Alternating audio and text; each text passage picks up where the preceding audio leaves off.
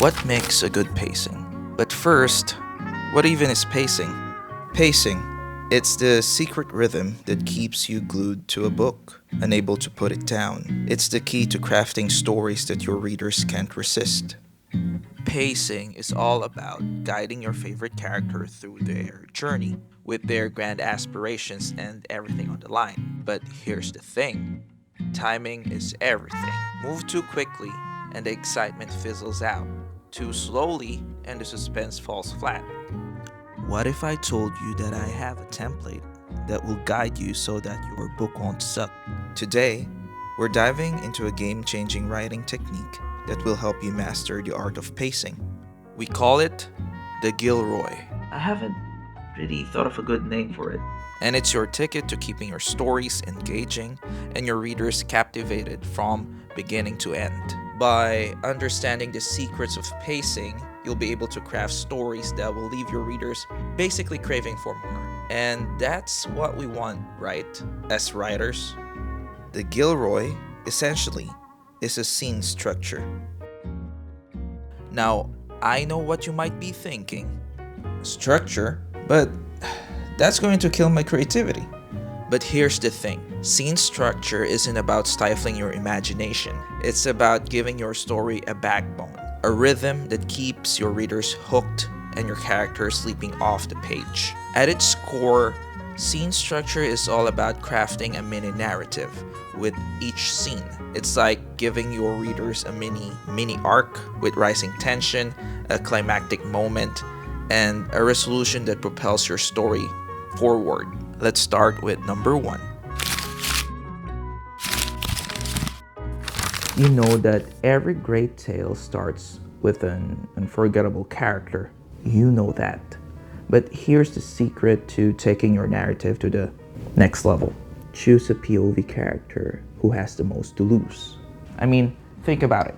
When you're reading a story, you can't help but root for the underdog, the character who's got everything on the line. It's like watching your best friend navigate a world of challenges, and you're right there with them, holding your breath and hoping they'll be fine. It all comes down to stakes. Who has the most to gain or lose in your story world? Who's facing the toughest obstacles, the most heart-wrenching decisions? Whatever their story, when you choose a POV character with sky-high stakes, you're inviting your readers to invest in their journey on the deepest level. You're also tapping into the power of empathy, forging a bond between your audience and your protagonist that goes beyond the page.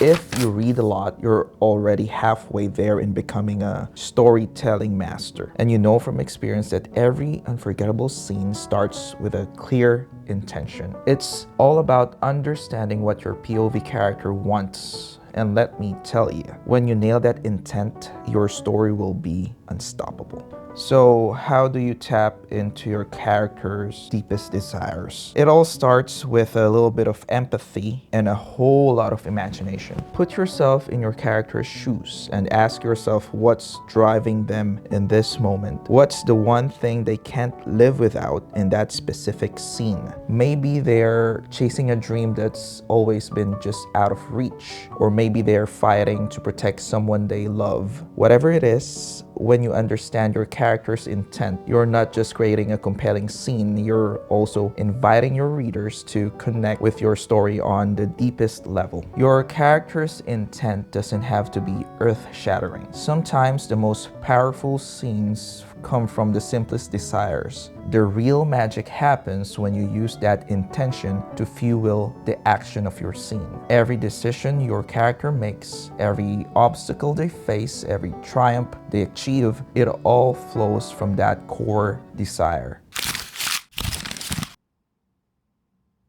Authors and writers are both God and the devil because we reward our characters and we put obstacles in front of them. Let's be honest. A story without obstacles is like a cake without frosting. It's just not as satisfying. So what exactly is an obstacle? It's the thing that stands between your character and their deepest desire, which in what we talked about previously, it's the roadblock that makes their journey a wild, unforgettable ride. And when you craft the perfect obstacle, you're not just creating conflict, you're also giving your readers a front row seat to your character's transformation. When your character is faced with a challenge, that's when they have to dig deep to find the strength inside of them that they never knew they had. Like watching a superhero origin story unfold, and your readers will be cheering them on every step of the way if done right. The best obstacles are the ones that strike at the heart of your character's fears,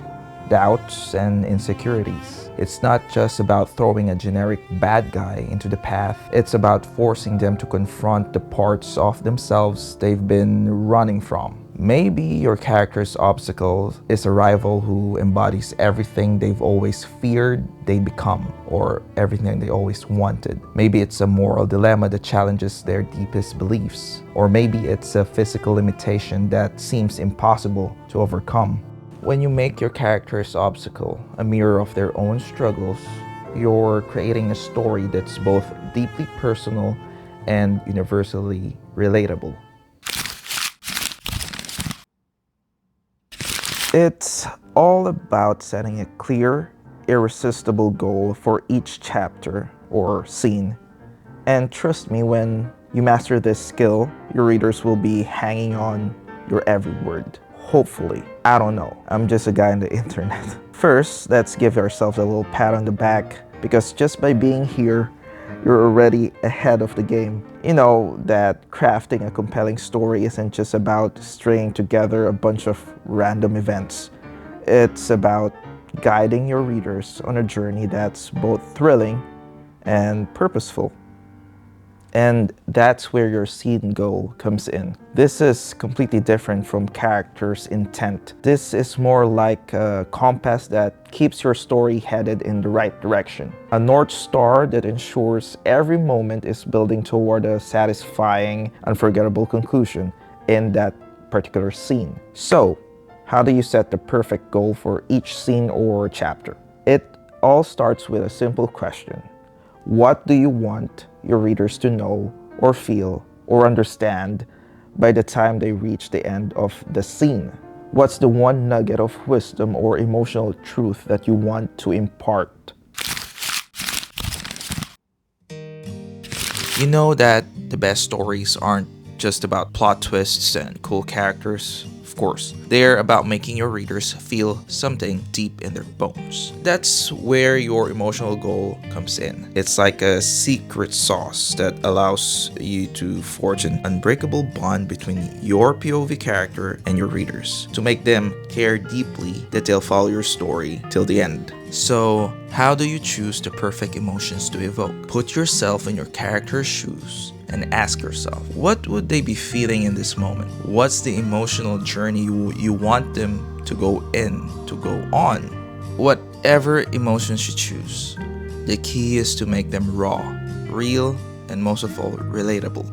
Because when your readers can see themselves in your character's struggles and triumphs, that's when basically the magic happens. They'll be invested in your story on the deepest level, rooting for your character in every step of the way. But